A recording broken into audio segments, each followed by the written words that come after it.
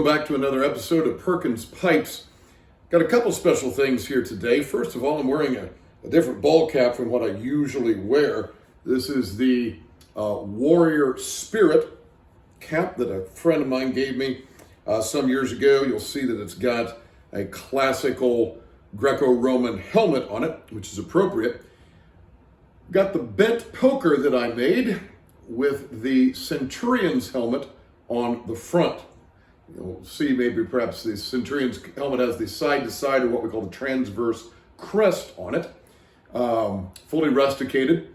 Have my favorite Prince Albert inside here. And there's a reason why I would be wearing a hat with a Greco-Roman helmet and smoking my Centurion pipe. We'll see why that is here in just a moment. So let's get this guy fired up and we'll get going.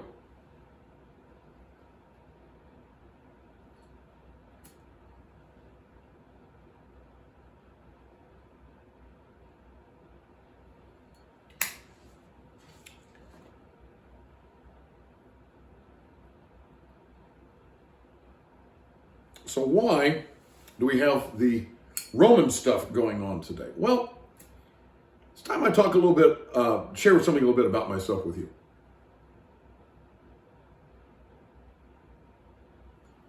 I have mentioned, I think, on some of the other videos that I've done some writing.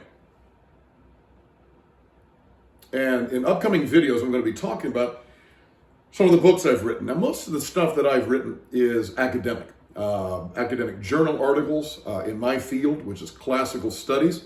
That's the languages and cultures of ancient Greece and Rome.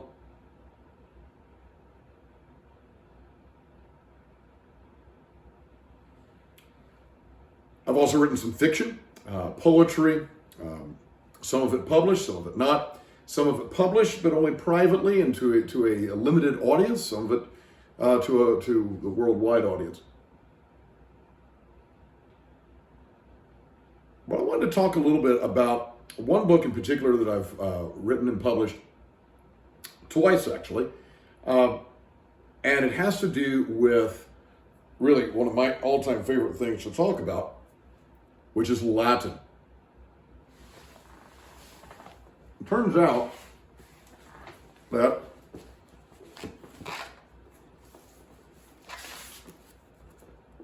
I'm the author of this book, Latin For Dummies. This is the first edition, which I did with my friend Clifford Hull. You'll see his name on the front, and a woman named Tracy Barr. Now, my friend Clifford is a Latin teacher. In fact, he was in graduate school when my wife and I were undergraduates at Indiana University. And I guess, let's see, what does it come here, right? On this thing, 2002, Latin For Dummies came out. Then somewhere along the way, the publisher, Wiley Publishing, came out with a French edition and a German edition. Here's the German edition, Latin For Dummies. So Latin For Dummies in German. So all the English parts are in German. And of course, the Latin stays in Latin. Then, in 2022, the publisher called us up, said they wanted to do an updated second edition. Certainly nothing has changed with Latin in those 20 years. Nothing's changed really with Latin in about 2,000 years. But they wanted to do a new edition. There were some parts of it that had URL links in the book that needed to be updated. We wanted to put in more exercises so that people could really practice the language. And so the second edition, once again, Clifford and I came out in 2022. And I'm excited to say that my wife got to be a part of this one as well. My wife was the technical editor on the book, Melissa Perkins. She's a Latin teacher as well. So why Latin? Why Latin in the 21st century? Why do we have Latin for Dummies? Why do we have our competitor's book, The Idiot's Guide to Latin? Why? Is anybody even still studying Latin? What's going on with that? Well, the answer is yes. As a matter of fact, I've been teaching Latin for over 30 years at middle school, high school, and undergraduate levels. My wife and I started teaching at an inner city middle school in Kansas City, Missouri, back in the very early 90s. It was a public middle school. It was part of Kansas City's desegregation program at the time, or the state of Missouri, really, and to desegregate the schools in Kansas City, Missouri. And they had these, what they call magnet schools. So each school, middle school, elementary, high school, had certain themes. And you had your science magnet or your medical magnet or whatever. And ours was a Latin grammar magnet middle school. And the idea was that they wanted to teach this classical language with all of its grammatical discipline, academic discipline involved, to inner city students in Kansas City, Missouri. Because it's long been known, you probably know this, that Latin is such a great help for learning English. Whether it's learning vocabulary, whether it's just becoming a better reader of English, a better writer of English. So we taught there. Taught at the University of Texas in Austin. I taught at Austin Community College. Taught at a high school in Austin, Texas, LBJ High School, which is a public high school, for over 20 years, 23 years.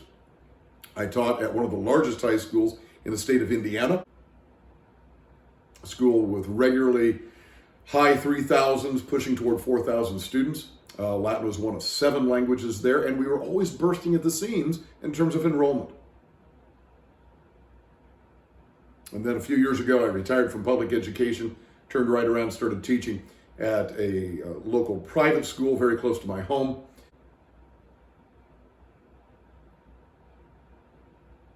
So what's the interest? Well, first of all, as I said, there's the vocabulary aspect, there's the grammar and syntax helps you with your English, there's that sort of thing. But what I've told parents for years is that there's so much more. With Latin, you really get a well-rounded look at the Western world. We get into history, we get into mythology, we get into literature, we get into the roots of American government. We get into the sciences. Don't know if you realize this or not, but the ancients knew that the world was round. In fact, it was a Greek named Eratosthenes who calculated the circumference of the earth to very, very close to what it actually is. The ancients had a sense that the stars were actually fire. They knew that the moon did not produce its own light, that it was actually reflected light from the sun. They didn't see all of the planets, but they knew quite a number of the planets. And as far back as Plato and Aristotle, they had models of the universe that involved the planets in orbits. Now, they were wrong that they thought the planets revolved around the Earth. But seriously, here are people without telescopes, without satellites, without computers,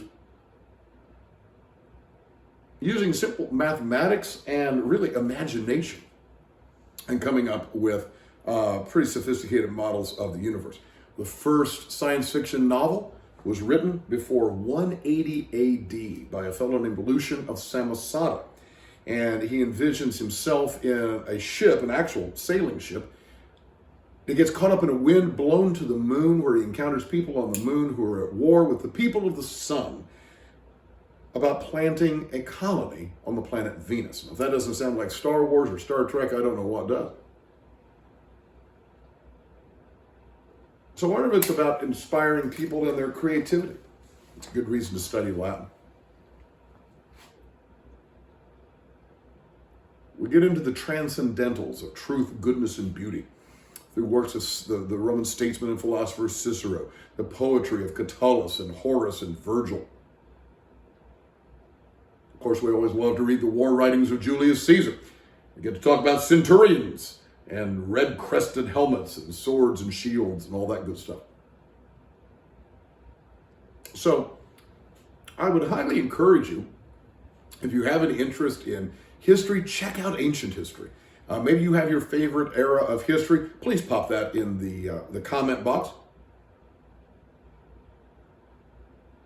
As always, we would invite you to subscribe to the channel. Click subscribe if you like this sort of content. But share with us, what are your favorite eras of history? And if you're not familiar with ancient history, my goodness, just start doing some searches online. So many good videos, resources to get you started.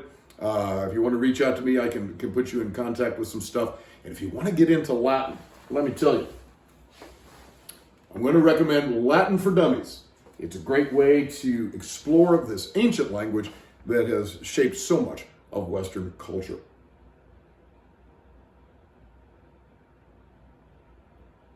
And that's why I take Malcolm Guite's quote that I like to end every video with, where he says, "I do these little things in order at last to do nothing." And that's why I've put it into Latin. Parva ago ut tandem nihil agam. Have a wonderful day.